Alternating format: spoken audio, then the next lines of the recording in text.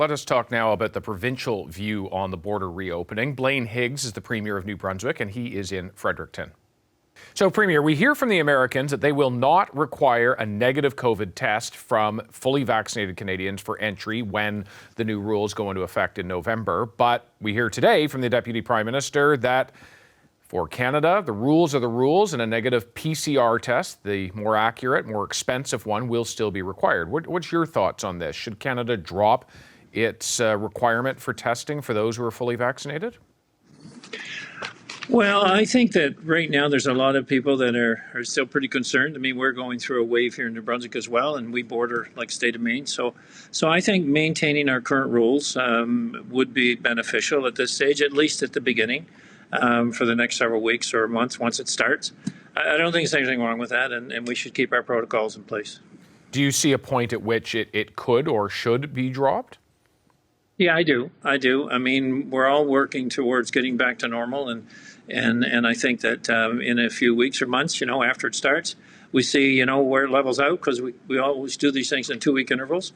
Mm-hmm. Then yes, I'd like to think we'd get back to normal, and our protocols would be similar on both sides of the border. And also, we'd be able to, I'm one with AstraZeneca that I believe will be improved at this point, but it's not confirmed. And of course, we have mixed dose individuals as well, and that isn't confirmed. Yeah, and of course, that is a big question.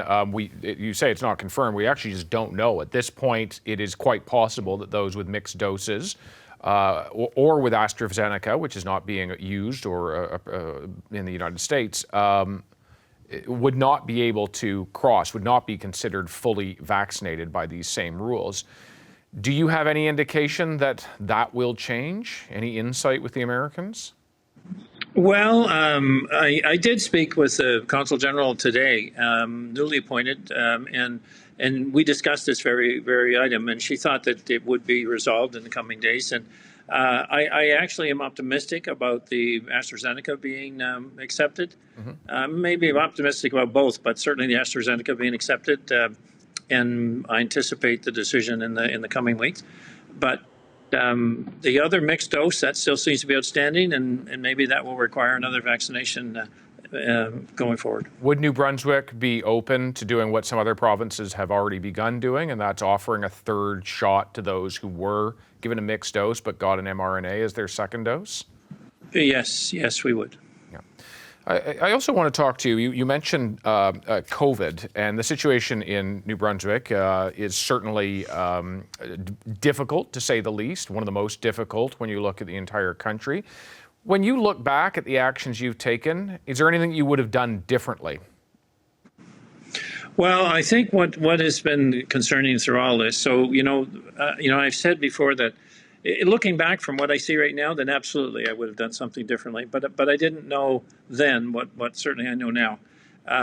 We were in a very good place back at the end of August, and at that point in time, or the end of July, sorry. And at that point in time, it was like it looked like we could move forward and do it safely, and certainly we did for about 5 weeks until this all took place. What was really the surprising part of all of it is how difficult it's been to get to the vaccination levels that we want. Even with those that have the first dose, we're at 90% now, we're still running about 81.5% or 82% of second dose. And I was really shocked how long it has taken to us to get to these levels. That was a surprise, and I guess I've said an unintended consequence. So if I had known that people would have been so resistant to carry on to get their full vaccinations, we know there's a certain element that's that way, but it's a slow, painful process. And we're now trying to get that last 10%, to get to 90. Mm-hmm. And then, of course, the kids are those cases where we haven't got that resolved yet. But yeah, that's been a factor that I've learned now that certainly if I'd had any insight into that, I would have made different decisions back in end of August, end of July. What tools do you feel you still have to try to get the vaccination rate up?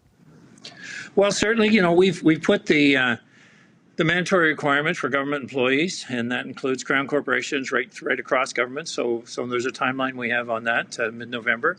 And that we're seeing some uptake there that's very encouraging. We're working, we have a few hot zones in our province, and that we have lockdowns right now, not lockdowns like they were in the past, but they're circuit breakers, we're calling it. and basically a concentrated effort here for a 2-week period in areas that have low vaccination rates. And I mean, there's businesses and there's that have a vaccination rate that's in the 50%.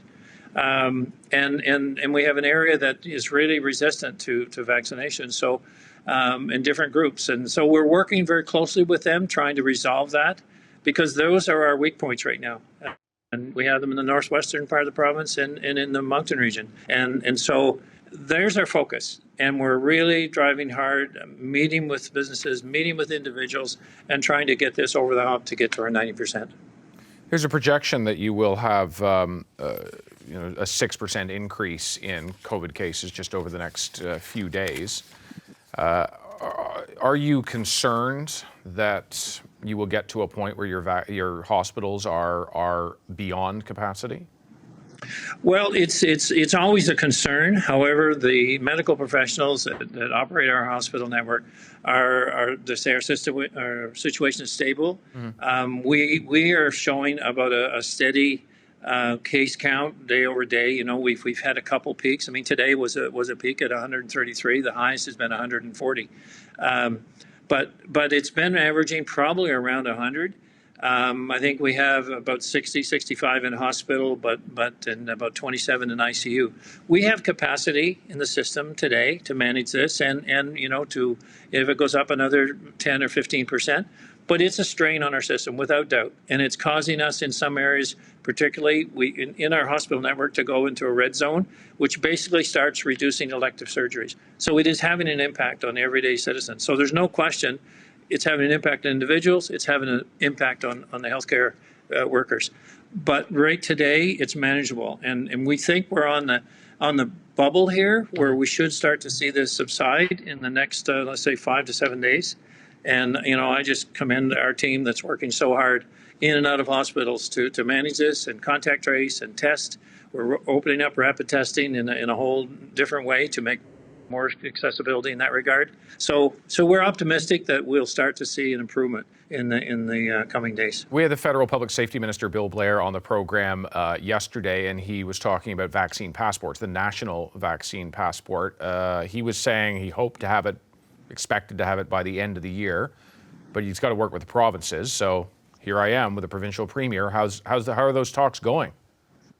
Well, I can't comment on exactly the current state of the talks. However, we want to work with the federal government to have a national standard protocol here. So we want an app that works across our country. And although we're in a position towards this middle of this month to roll one out, we want to have a national program, and we'll work with the federal government to achieve that. So he's saying he expects by the end of the year. Would that be the timeline you would think, or would you hope that it would be faster than that? Here we are in mid-October. I would hope it would have been sooner. David. We would like to see this developed, and because the airports are starting to open up, we're starting to see people movement. We get open. Why do you think it hasn't happened sooner? Like the Europeans have had one since the summer. Probably the election played a role in all that. Things kind of slow down during any election cycle, but I'm optimistic, and I know that the Prime Minister is committed to making this happen, and I spoke to the Prime Minister last week and on this very issue. So it's certainly a priority, and I'd like to think before year end, I'd like to think we'd see it sometime in November. All right, Premier Higgs, thanks very much. You're very welcome. Hi, I'm Vashi Capellos, host of Power in Politics. See more of our show by subscribing to the CBC News channel or click the link for another video.